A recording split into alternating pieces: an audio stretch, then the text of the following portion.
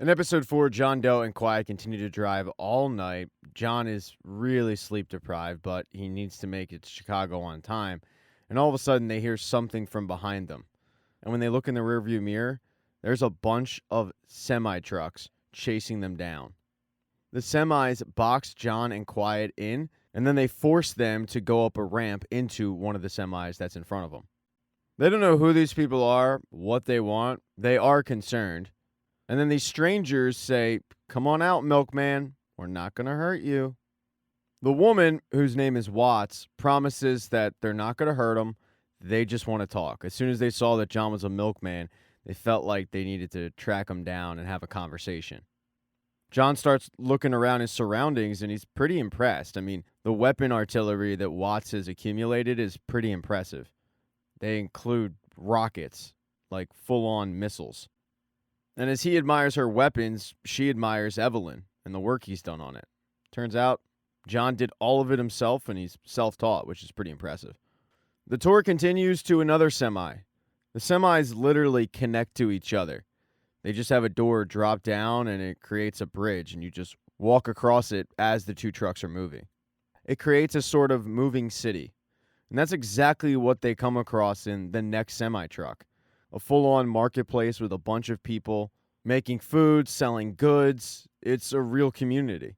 Watts tells both of them that this commune, it never stops. It's always running on the road. Quiet starts looking around at the little marketplace, and something catches her eye. It's a prosthetic finger, because her middle finger was cut off. And not only does the woman give it to her, she doesn't charge Quiet for it. In a world full of people trying to kill you, these people seem pretty nice. Watts then wheels in a very elderly woman in a wheelchair, and her name is Granny. She runs everything. Granny tells John that she's sick. Really, really sick. She needs him, being a milkman, to go pick up some meds for her. They sent a previous milkman to do the job, but he never returned. And while Granny does have a bunch of drivers around her, she doesn't want to lose any of them. Milkmen, to her, they're expendable. At first, John has no interest in doing this run. But Granny tells him that if he does do the run and he comes back with the meds, he will return to an Evelyn that is souped up. It's got all the upgrades, all the weapons, and he even talks his way into getting one of the missiles.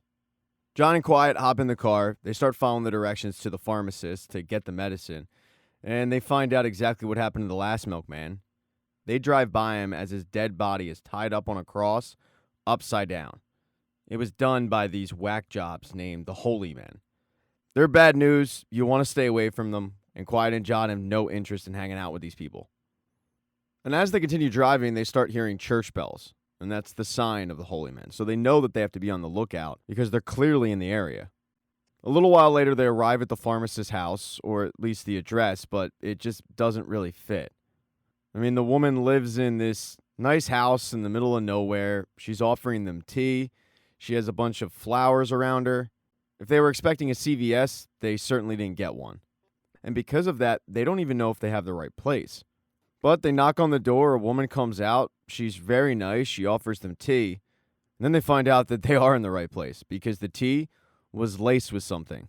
It knocks both of them out. The pharmacist's name is Amber, and even though she seems nice on the surface, she does have a little bit of an angry side. She ties both John and Quiet up and questions them as to why they killed the convoy's milkman. And John explains to her, "No, we didn't. I'm the new milkman. I came to get the medicine." Thing is, Amber doesn't believe them. She starts torturing them with other plants. Who knew that was a thing? But it is. But John is finally able to convince her that they actually were sent by the convoy when he gestures to his pocket where the directions are. And when she sees the handwriting, Amber knows that it actually was sent by the convoy. So she feels really bad about what she did, and she immediately starts to get them back to 100%. After John and Quiet seem to regain all movement in their limbs, Amber goes off and starts filling the order. But the reason why the convoy knows Amber is Amber used to be a part of the convoy. Her and Watts actually used to be an item, until they had a little bit of a falling out. When that happened, Amber set up shop in her own place, but she still has a fondness for the convoy, and she does love Granny, so she's willing to help whatever she needs, because Granny's dying. As they're leaving, they once again hear the church bells of holy men, and these church bells are closer. John figures that he's just going to outrace them. But after 50 miles, the only thing that's happening is the holy men are getting closer. So John pulls off to one of his hideaways and hopes that the holy men just pass them by, unaware of the fact that they're hiding. The place where they hide is a movie theater. Surprisingly, the place still works. You can still play movies, although the sound quality's not there anymore. So to kill time, Quiet and John sit down, they watch Blank Man, and they narrate it themselves. And they actually, for the first time, seem to enjoy each other's company. Quiet ends up dozing off after a little bit, and when she wakes up, John's not there. She thinks that John just abandoned her, but when she goes out to the lobby, John was washing up. So she rolls up on John without a shirt on, and she likes what she sees, because it's been a while for Quiet. But then she remembers that she's supposed to be grossed out by this guy, so she gets that thought right out of her head. That good feeling, though, quickly goes away when she notices that John wasn't only washing his shirt, he was washing her jacket. And she gets infuriated because that jacket wasn't her jacket, it was her brother's jacket. And even though John was trying to do something nice, what he was really doing was washing away her brother's memory because the jacket still smelled like him. It was the last thing she had of her brother. So she yells at him, she reams him out, and she is legitimately hurt by this. When they get back to the convoy, she's not on speaking terms with him. They give the flowers to Watts, and they find out that those flowers aren't going to help prolong Granny's life. They're actually going to give her a peaceful death. So they give her the flowers and a tea, and Granny says goodbye to Watts. Granny had become sort of a mentor to Watts, a mother figure in this desolate wasteland. So this one really hurt Watts. A few hours later, Granny peacefully passes away in the front seat of her pride and joy, her white Mercedes convertible. When that happens, Watts gives a really touching speech about who she was, how much she meant to him, and then they say goodbye to her by pushing her car out of the convoy and then blowing it up. It's actually pretty cool. Most of the convoy then has a big celebration for Granny, but Watts goes and makes good on Granny's promise to soup up Evelyn. She even welds on the missile to the roof. But Granny passing away has given Watts a lot to think about. She realizes that life is short. She starts thinking about her old girlfriend, Amber. She climbs in her vehicle, which is a pretty sweet-looking Formula One car, and she radios to Flower Power, which is Amber's trucker name. These two haven't talked in a long time, but it gives Watts a chance to apologize. She's not the only one who's apologizing, though, on the convoy. John Doe needs to make good with Quiet.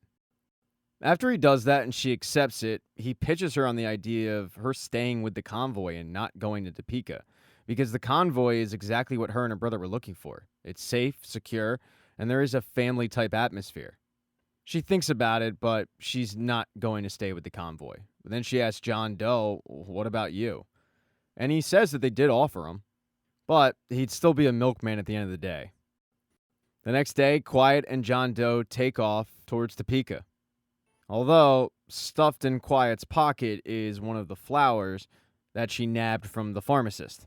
And it's kind of unclear what that flower does, but it seems like a backup plan for her. Thank you so much for checking out this recap. Please consider subscribing to the channel and subscribing to my Patreon. Hit thumbs up if you liked it. Smash that thumbs down button if you thought it sucked. If you left a comment, I don't get back to you. I usually don't check the comments unless they're like a super comment. Also, if you don't see the next video up on the end screen, not to worry, it'll be up in a day or two.